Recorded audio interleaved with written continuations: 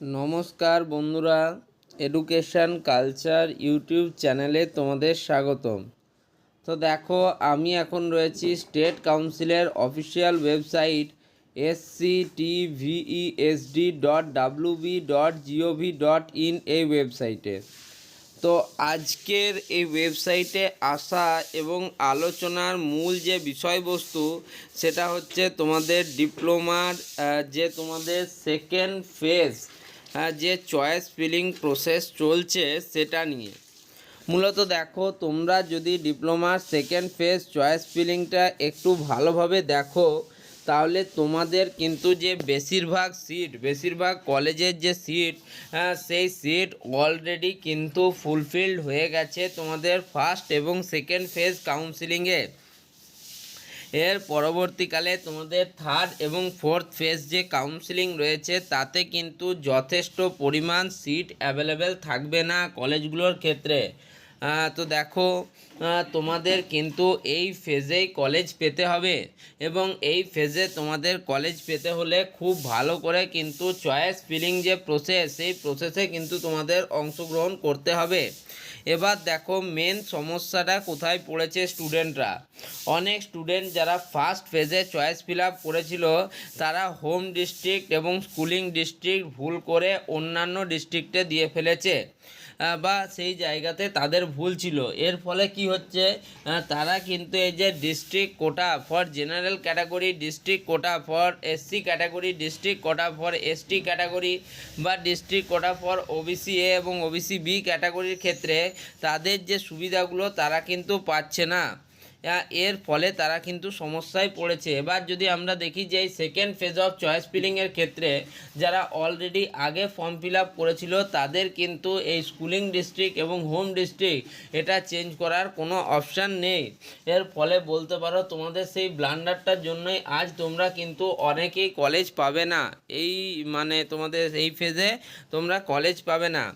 Next দেখো, যে সমস্ত স্টুডেন্টরা ইডাব্লিউএস বা ইকোনমিক্যাল উইকার সেকশনকে ইয়েস করেছিলে এবং তোমাদের কাছে ভ্যালিড যে সার্টিফিকেট, রিকগনাইজ সার্টিফিকেট রয়েছে, তাদের কিন্তু বলবো যে এই থার্ড ফেজ অফ কাউন্সিলিংয়ে কিন্তু খুব মজা বা খুব ভালো তাদের জন্য।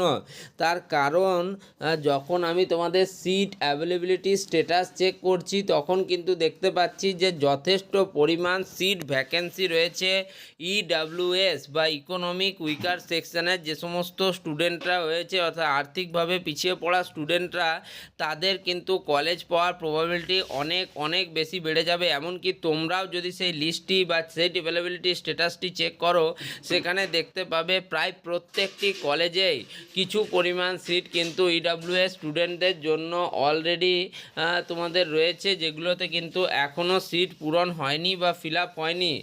সেক্ষেত্রে তাদের একটা বিরাট চান্স রয়েছে এই থার্ড ফেজে কলেজ পাওয়ার। নেক্সট আসি তোমাদের যে সমস্যাগুলো, তোমরা অনেকেই বলছো যে দাদা আমাদের পেমেন্ট প্রোফাইল কমপ্লিট হচ্ছে না। তো পেমেন্ট প্রোফাইল কমপ্লিট হওয়ার জন্য আমি তোমাদের একটাই জিনিস বলেছিলাম, তোমরা যখন পেমেন্ট করবে ইউপিআইয়ের থ্রুতে পেমেন্ট করবে। ইউপিআইয়েও দুরকম অপশান থাকে, একটা হচ্ছে ইউপিআই আইডি থ্রু অ্যান্ড আরেকটা হচ্ছে ইউপিআই কিউআর কোড স্ক্যানের মাধ্যমে। তো আমি অলওয়েজ তোমাদের বলেছি প্রেফার করবে তোমরা ইউপিআই আইডি ফর কিউআর কোডের মাধ্যমে। তোমরা ল্যাপটপ থেকে করো, পাম্পটপ থেকে করো, তোমরা কম্পিউটার থেকে করো, মোবাইল থেকে করো, তোমাদের কিউআর কোড আসবে এবং সেই কিউআর কোড স্ক্যান করে তোমরা পেমেন্ট করবে। আশা করি এর থেকে তো সমস্যা হবার কিছু নয়, এটা একদম সহজ এবং সহজতর পদ্ধতি। সেক্ষেত্রে তোমরা যারা এই কিউআর কোড স্ক্যানের মাধ্যমে পেমেন্ট করেছো তাদের এখনও অবধি কোনো অসুবিধা হয়েছে বলে অন্ততপক্ষে আমি শুনিনি। তো তাই তোমাদের এটাই বলবো যে তোমরা কিন্তু কিউআর কোডের থ্রু পেমেন্ট করো।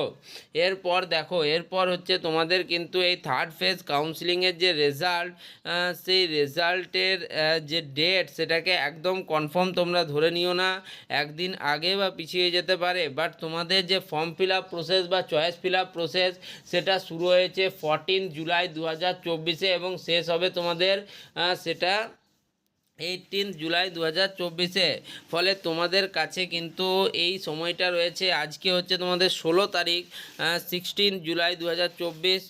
তো আমি বলবো বেশিরভাগ যারা স্টুডেন্টরা রয়েছে তারা চয়েস ফিল আপ প্রসেসটা আজ বা কাল অর্থাৎ 17 জুলাইয়ের মধ্যে কমপ্লিট করে দাও এবং পেমেন্ট কিন্তু তোমরা কমপ্লিট করবে। লক অ্যান্ড সাবমিট করার পর সেখানে যে 500 টাকা কাউন্সিলিং ফিস বলছে, যারা প্রথমবার চয়েস ফিল আপ প্রসেসে অংশগ্রহণ করছো তারা অবশ্যই সেই ফিসটি পেমেন্ট করো। আর যারা তোমাদের দ্বিতীয়বার করছো তাদেরকে কিন্তু কোনো পেমেন্ট করতে হবে না, তারা একদম চিন্তা করবে না, তাদের কোনো কিছু পেমেন্ট করতে হবে না।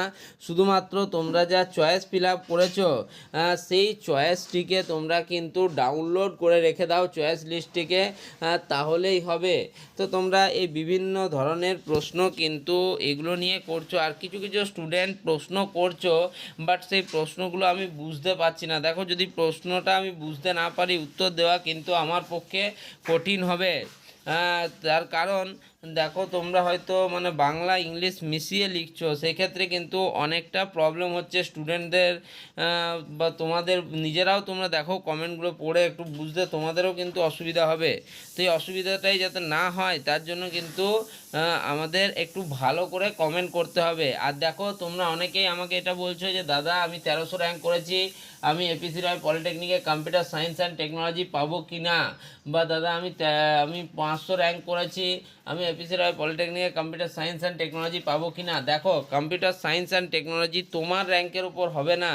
তোমার আগের র্যাঙ্কের যদি কোনো স্টুডেন্ট সেই চয়েসটি ফিল আপ করে তাহলে বলো তার পাওয়ার প্রবাবিলিটি বেশি না তোমার পাওয়ার প্রবাবিলিটি বেশি। অবশ্যই যার র্যাঙ্ক তোমার থেকে কম তার কলেজটি পাওয়ার প্রবাবিলিটি বেশি থাকবে।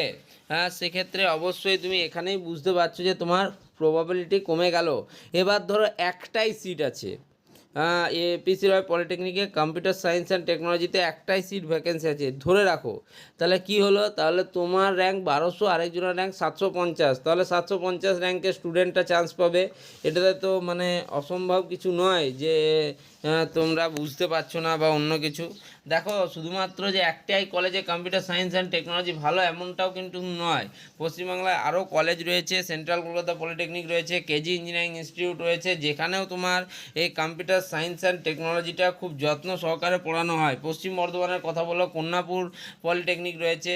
তো তোমরা এরকম স্ট্যান্ডার্ডাইজ ধরে নিও না। ধরো একটা কলেজে হয়তো তুমি নাও পেতে পারো, সেখানে সিট অলরেডি ধরো ফিল হয়েও গেছে, তাহলে তুমি কি করবে? তাহলে কি তুমি সেখানেই ফর্ম ফিল আপ করবে? তুমি জানো যে সেখানে অলরেডি তোমার সিটই নেই, তাহলে তুমি ফর্ম ফিল আপ করবে কেন? বা একটা সিট আছে, তাতে আমার প্রবাবিলিটি অনেকটা কমে যাচ্ছে, সেই তুলনায় অন্য একটা কলেজ যেখানে কম্পিউটার সায়েন্স অ্যান্ড টেকনোলজি আছে, ভালো কলেজ, সেখানে 5টা সিট আছে, তাহলে সেখানে আমার প্রবাবিলিটি বাড়বে।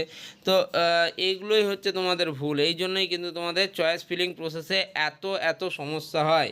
তো সমস্যাগুলো নিজেরা ক্রিয়েট করো না, নিজেরা বোঝার চেষ্টা করো। চয়েস লিস্ট তোমাদের দিয়ে দিয়েছি, ভ্যাকেন্ট লিস্টটা যারা যারা চাইছো তারা কিন্তু মেল করছো, মেলেও তাদেরকে দিয়ে দিচ্ছি। বলো, একজনও বললো দেখো যে আমি তাদেরকে দিইনি। আমি সত্যি বলতে গেলে ভোক লেটারটা এখন আমার কাছে নেই, যেটা ছিল যে এক্সপোর্টটা ছিল, আমি তো কিন্তু যে এক্সপোর্টটা তোমাদের প্রত্যেককে দিয়ে দিয়েছি যারা কিন্তু মেল করেছে। তোমরাও মেল করো, তোমরাও কিন্তু রিপ্লাই পেয়ে যাবে। এই ভিডিওটা এখানেই শেষ করছি। ভিডিওটা ভালো লাগলে ভিডিওটিকে লাইক করো, বন্ধুদের মধ্যে শেয়ার করো, চ্যানেলটিকে সাবস্ক্রাইব করো। ধন্যবাদ।